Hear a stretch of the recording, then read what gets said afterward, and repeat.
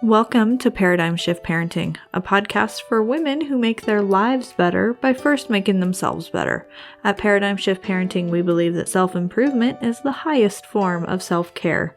Each episode, we're going to either shift our mindset about something, explore the myth that motherhood and martyrdom are synonymous, replace the oh-so-trendy victimhood mentality with a healthy dose of accountability and responsibility, or simply explore the shared experiences of modern motherhood.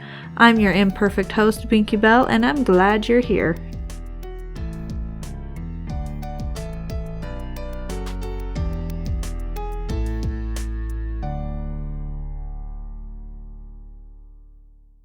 Hey guys, welcome back to another episode of Paradigm Shift Parenting.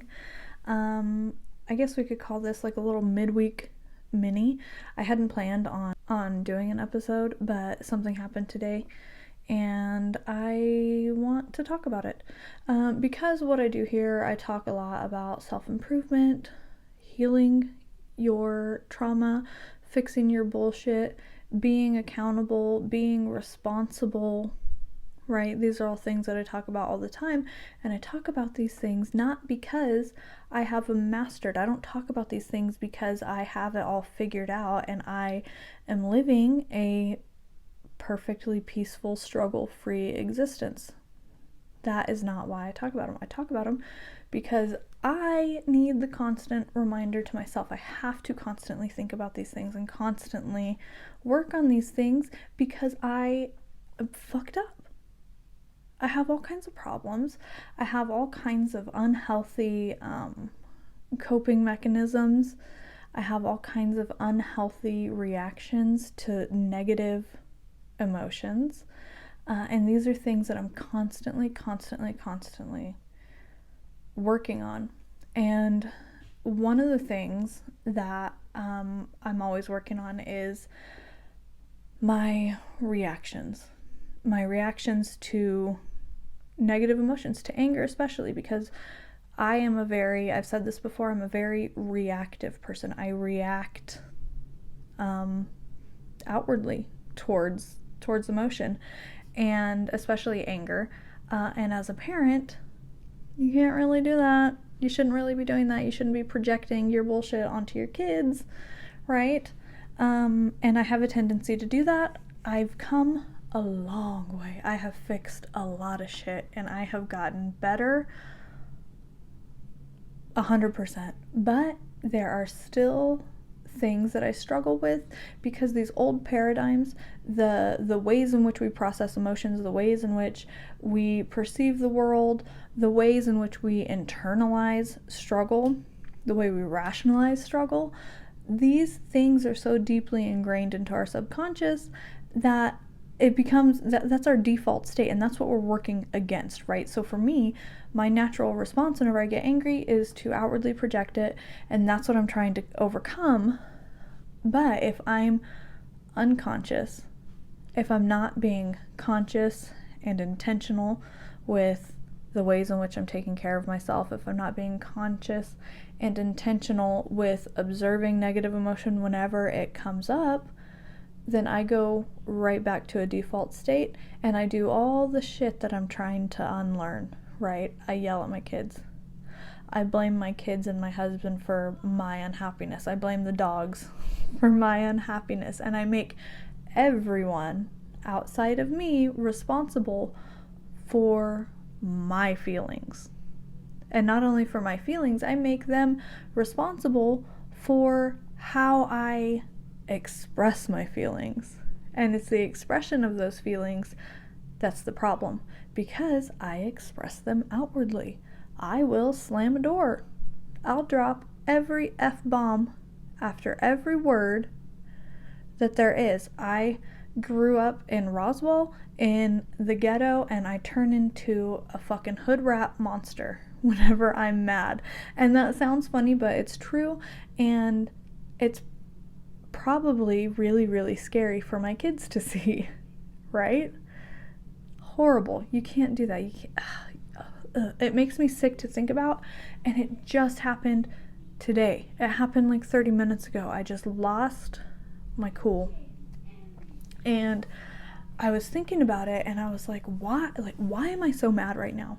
And that's the thing that's scary for your kids too. So if you're getting upset about, let's make up a scenario. They're leaving their toys all over the floor. You ask them all the time, hey, pick up your toys. They leave them on the floor. Hey, you need to pick up your toys. They leave them on the floor. You have this conversation 10 times, and on the 11th time, that's when you lose your shit. And then the next month you have the conversation 6 times, and then on the 7th time, that's when you lose your shit, because it's not about the toys. It's about all this other stuff going on with you. It's about all these other things that you're not doing to take care of yourself. So whenever I lost my shit on my kids and turned into a hood rat monster, turned into some like just crazy person being upset with my kids, I was like, what is this? Like, why? What happened? Why? Because I know on some level that whatever I'm pissed off about isn't going to matter. It's not going to matter in an hour. It sure as shit isn't going to matter in a week. And I realized that I haven't been as active. I stopped my 5K a day challenge, luckily, because it's snowing and I don't want Willow out in the snow all the time, but I just joined a gym. I haven't had the time to go yet. I haven't prioritized going yet. And I went into my Fitbit app and I looked. I haven't even hit my minimum step goal in the last week. My minimum step goal is 10,000 steps. I haven't even hit that in the last week. I've only gotten my heart rate up once, and that was whenever I did my 10-minute mile. So mistake number 1. I'm not doing anything physically active to help myself. And I know that physical activity helps the symptoms of depression and anxiety, and those are things that I'm constantly struggling with. So I stopped taking care of myself in one way that I know helps me, and then I feel the effects of that, and then my solution then is to blame my kids, is to blame the dogs, blame my husband, blame everybody outside of me for my emotions. You see that? You see the mistake in that? You see how stupid that is? And I feel like I know I'm not the only one who does this. Please don't let me be the only one who does this. And the thing is, I mean, I've had a conversation with my kids. I apologized to them. I explained what I did wrong. I explained to them what I was actually upset about. And I explained to them that they are not responsible for my emotions and that I never should have yelled at them, because I did raise my voice. And I told them that I need to do better, that I messed up and I lost control of my emotions, and that is never okay. And while I think it's good to apologize to your kids, it's always good to apologize to your kids whenever you fuck up.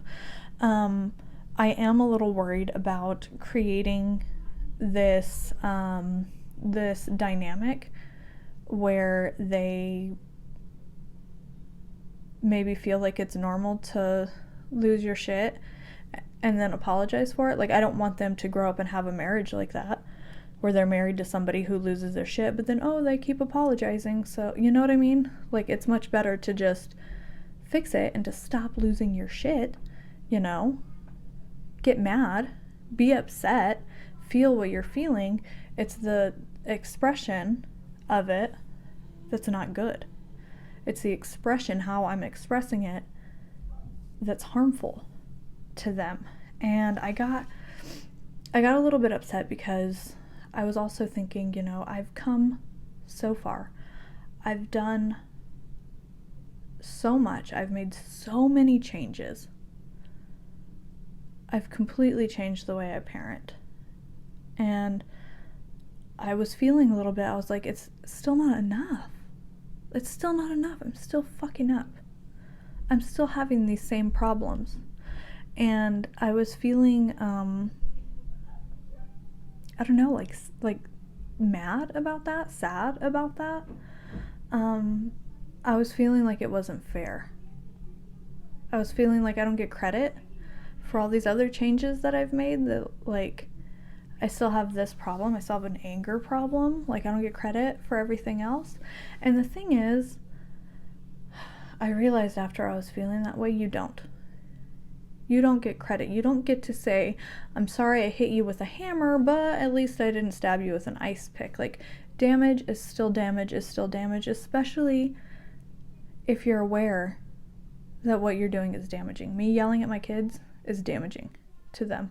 Me not properly expressing my emotion, me not properly managing my mental health, that's damaging. So I guess what it comes down to is, once you're aware of something, once you're aware of a bad habit that you have, something that you struggle with, it's too hard to not be accountable for that anymore. Like, I know that these things are damaging. I know it's damaging for everyone, for my marriage, for myself, for my kids, for my dogs. Like, it's bad news for everybody if I'm not taking care of myself. If I'm not prioritizing myself. Not in a purely selfish way, but in a way that allows me to fully show up as the mom and the wife that I want to be. Does that make sense? Do you guys struggle with this? I know that rage and anger are common because I see memes and stuff. I see content all the time that talks about it, but I don't see a lot of people saying they're working on it. I see people acknowledging that it happens and that it's a natural byproduct of motherhood, and I don't think it is. I think it's a natural byproduct of not handling your shit, not taking care of yourself. I don't think people will like hearing that. That's my opinion, though. Take it or leave it. I don't know. I just wanted to get this out because I did deal with it today. You can probably hear in my voice that I'm still emotionally affected by it. It still is upsetting to me. It never feels good. It doesn't feel good.